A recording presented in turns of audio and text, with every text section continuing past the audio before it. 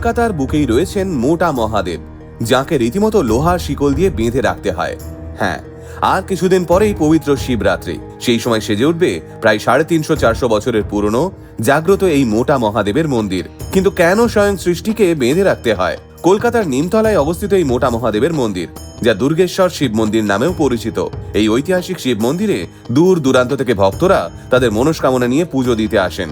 আনুমানিক 1794 সালে এই মন্দির প্রতিষ্ঠা করেছিলেন হাটখোলার বিখ্যাত দত্ত পরিবারের রশিদ লাল দত্ত এবং জওহরলাল দত্ত। এই মন্দিরের শিবলিঙ্গটি প্রায় 50 ফুট উঁচু। স্থানীয়রা বিশ্বাস করেন কলকাতার সব থেকে উঁচু শিবলিঙ্গ এই মন্দিরেই রয়েছে। প্রচলিত বিশ্বাস অনুযায়ী একদিন নাকি এক শিব ভক্ত এই মন্দিরের গর্ভগৃহের দরজা খুলে দেখতে পায় শিবলিঙ্গ নেই। যথারীতি খোঁজ রব উঠে যায় চারদিকে। পরে নাকি সেই শিবলিঙ্গ গঙ্গা থেকে উদ্ধার হয়েছিল।